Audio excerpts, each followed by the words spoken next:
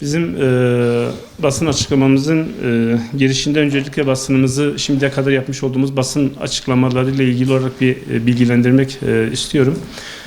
Bizler geçen hafta Sayın Valimizle bugüne kadar gündeme getirdiğimiz sorunlarla ilgili olarak bir randevu talebinde bulunduk ve Vali Bey ile görüştük. Söz konusu sorunların tamamını ayrıntılı bir şekilde Vali Bey'e ilk ağızdan ilettik ve çözüm önerilerimizi de sunduk.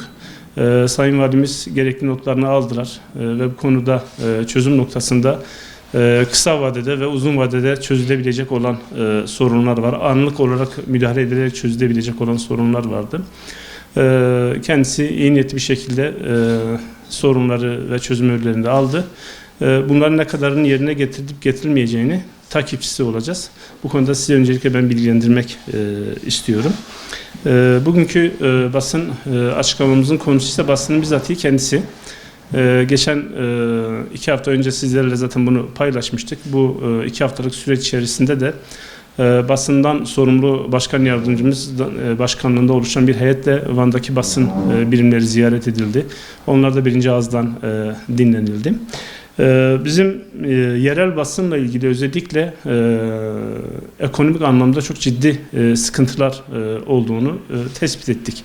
Yani bir basının objektif basın diyoruz, bağımsız basın diyoruz. Bunun ilk koşulu şüphesiz ki kendi ayakları üzerinde durabilen bir basındır. Dolayısıyla basının ilimizde gelir kaynakları da bellidir ve bunun en temel olanını da kurumların yapmış olduğu ilanlar almaktadır.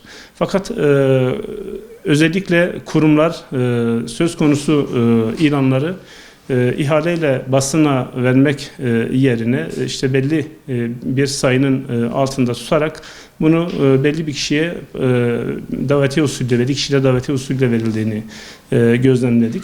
Şimdi buradaki sorun şu, yani belli basın bir şekilde desteklenmiş oluyor, diğer basın ise almış olduğu ilanların azlığı nedeniyle neredeyse kapanma seviyesine geliyor veyahut da personel çalıştırmakta sıkıntı yaşıyor veyahut da personelin özlük haklarını vermekte zorluk yaşıyor.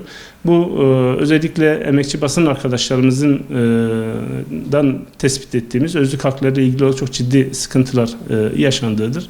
Dolayısıyla biz burada bugünkü açıklamamızda bütün başta valilik olmak üzere ilimizdeki bütün kamu kurumlarına söz konusu ilanların adil bir şekilde dağıtılmasını, sadece belli kişilere yönelik davetiye usulüyle bu ilanların yapılmamasını istiyoruz. Ayrıca basınımızın basmış oldukları gazeteler, internet siteleri desteklenmelidir. Gerekli desteğin sağlanması noktasında hem gerekli reklamlar söz konusu basın sitelerine ve gazetelere verilmeli, yani bu ilanların dışında.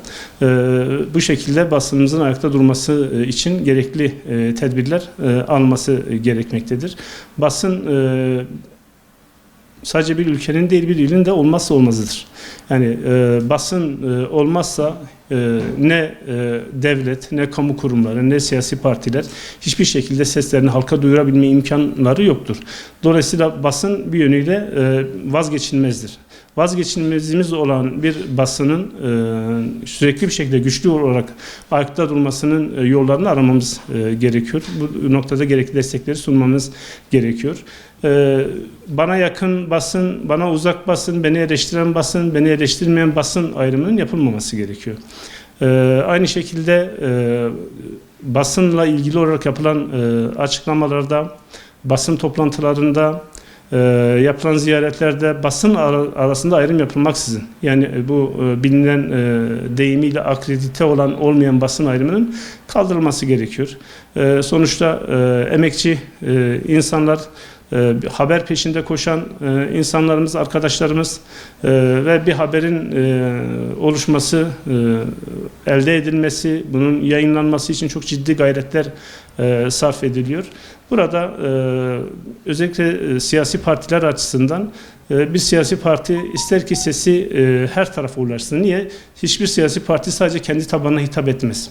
Yani hangi görüşten olursa olsun tüm insanlara, ilin bütün insanlarına, vatandaşlarına, bize, hemşerilerimize ulaşmak gayesindeyiz. Bunun yolu da nedir?